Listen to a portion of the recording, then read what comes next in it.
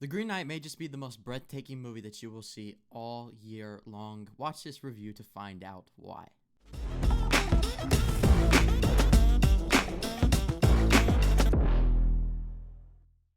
Hey, welcome back to the party, everybody. My name's Jaren, and yes, it is time to talk about The Green Knight, A24's new Arthurian adventure that directed by David Lowery. This is a film that I got to admit that I was anticipating it, but it's also something that I've never really been a huge fan of the source material, so there was a lot of extra weight to be pulled to get me on board with this movie. But before we get into it, make sure to comment down below. Let me know what you thought about this movie. Also, tell me, what is your favorite A24 movie? King Arthur's headstrong nephew embarks on a daring quest to confront the Green Knight, a mysterious giant who appears at Camelot. Risking his head, he sets off on an epic adventure to prove himself before his family and court. I've said this before, but David Lowery is quietly one of the most consistent directors and filmmakers working in the industry today. From his adaptation of Pete's Dragon that came out just a few years ago that I think is very overlooked, underrated, and quite slept on. I really am a huge fan of that movie. To his work with A24 in A Ghost Story, that's the first time he's worked with them because obviously The Green Knight being his second. He's one of those guys to where you've probably seen most of what he's done, but you can't always put a name to the work. He's a definition of what you would call that guy in Hollywood. You know his stuff, you enjoy his stuff, but you don't really know the man behind the film. The Green Knight may just be that film to really put David Lowery on the map because, yeah, it's amazing. So as I said earlier in this review, I've never necessarily been a huge fan of the medieval or Arthurian lore. That's just not necessarily my cup of tea. I appreciate the craftsmanship that goes into telling those stories. I've read a lot of the books throughout school and just throughout my life. I've seen a lot of those movies, but it's just never necessarily been something to get me on board. I don't know what it is, but I guess it's because I'm very hesitant when it comes to period pieces in general.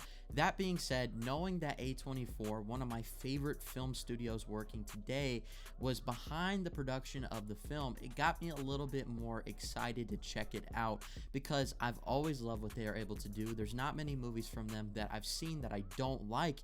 And I also have always just respected the fact that they have this trust and ambition with the filmmakers that they work with to put out these stories that other studios just wouldn't bother touching. So the fact that they saw something in this film that was different from the rest got me incredibly intrigued. Add Dev Patel, who I think is one of the best working actors today, and David Lowery, somebody whose work I really admire.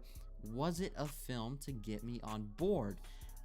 The answer is absolutely yes, because I love this movie. I think it's one of the best of the year. It is now my favorite movie of the year, and I think it's one that a lot of people are going to enjoy, but many will also go into and possibly overlook the greatness here. This film in a lot of ways very much subjected my expectations because from the posters and the promotional material, I went into this movie thinking it was going to be an ongoing battle with a lot of action and a lot of intrigue throughout, with this worthy opponent, this worthy knight, and this Green Knight, this monstrous figure that he was going to have to confront throughout the film. I didn't necessarily know or have any anticipation of how everything was going to play out, but I expected it to be this big, fantastical epic.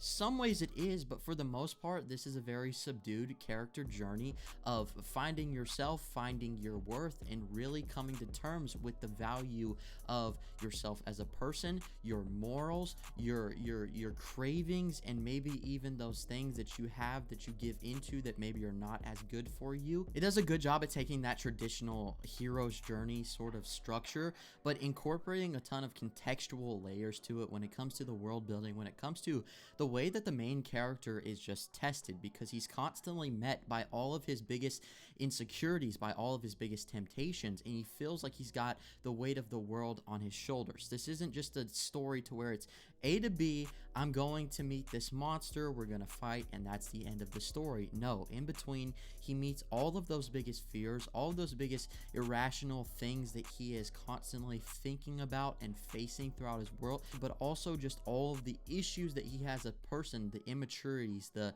things that he really needs to face to grow and to find more of a comfort in who he is as a person, but also a little bit more of self-respect and respect for others. He's constantly tested and going through all these different trials that just add on to the long and trying journey that he already has in front of him. He's faced with plenty of sexual desires and tons of tests of courage, and he's constantly faced with the question of, does he want to be the ruler who has all of the power without doing any of the work, or does he want to be someone who is truly noble and worthy of the throne, but is willing to take the long, hard journey to get there?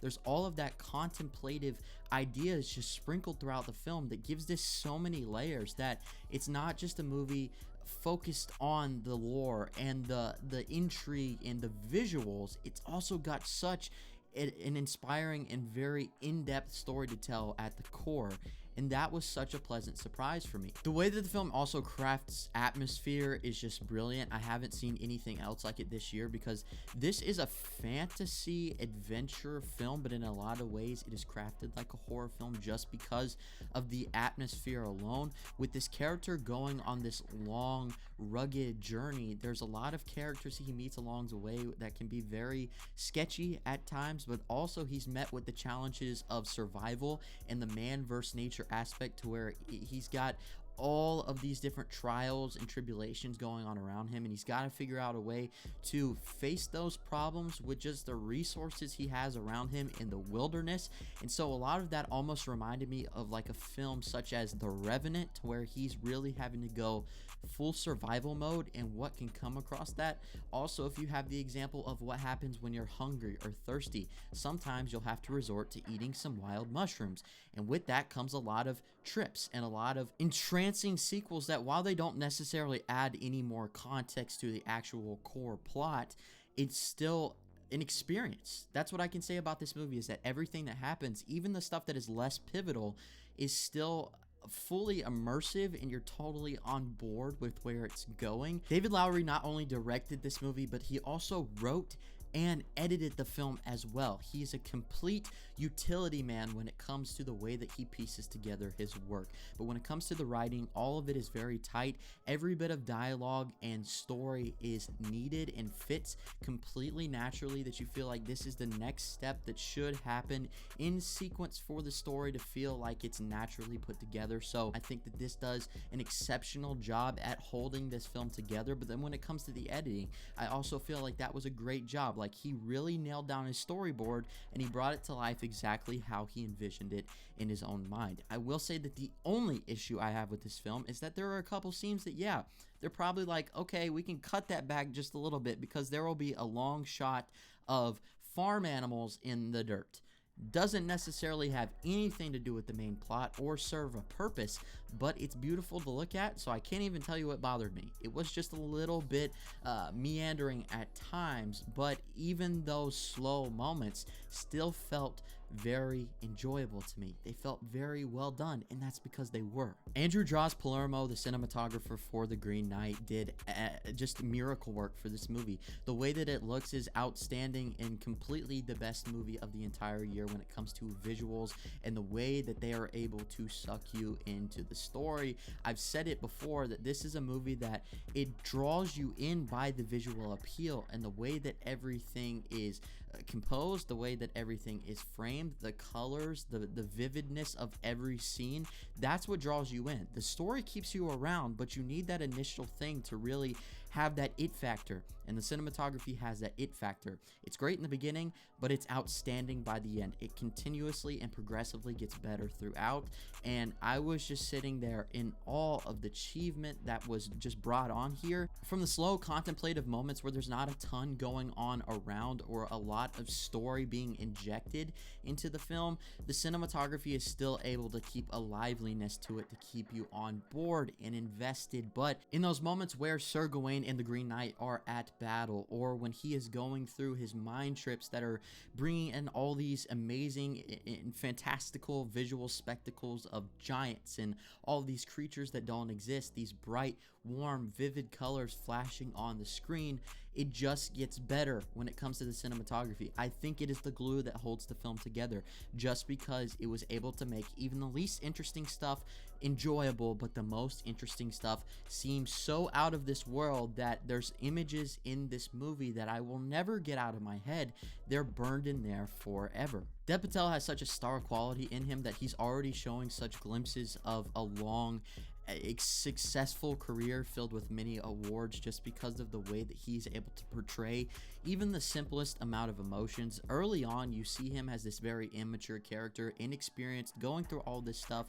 He gives into all of the fantasies and the desires that he has, and so he has all of those qualities, and he does them very well. But the moment that he is made to step into this role of nobility and courage and go out and find this destiny that he's been searching for his entire life, there's a complete character shift in him, while still staying true to the through line of who he is, who Sir Gawain represents. But those moments where he is having to step up and make those tough decisions, he makes it so well believable. He portrays it all incredibly well. He gives such a wide range of emotions that I guarantee that he'll be in the conversation for Best Actor, because he definitely carries the film and gives it that emotional pull that you need in this type of movie. Joel Edgerton, Alicia Vikander, Aaron Kellyman, who you might have recently seen in The Falcon and the Winter Soldier, they all give such great performances in their own respective roles. I think the other character in this movie that really surprised me, that I had a lot of fun with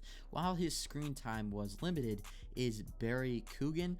I love this guy. I've always loved him in everything he's in. He hasn't had necessarily a massive role yet. He hasn't had a huge, substantial leading role in a film, but I think that is soon to come, because he definitely has all of the qualities of a big star. I just can't stop thinking about the movie. I hate being like this sometimes, because I feel like there's not a ton of negativity I can throw out, and it seems like, well, what am I supposed to do? This is not really a critical review if I can't really say anything bad about it.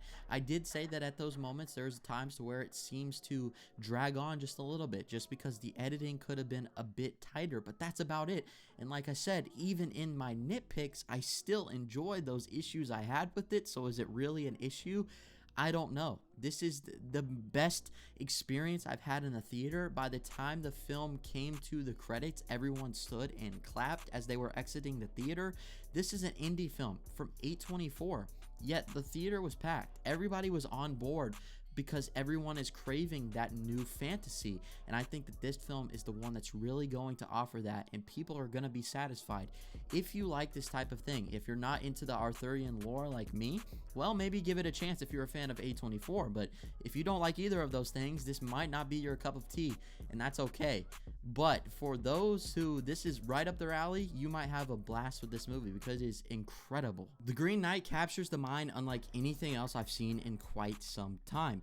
The breathtaking imagery pulls you in, but the rich thematics keep all attention until the credits roll. An intimate parable with some of the best world building I've ever seen.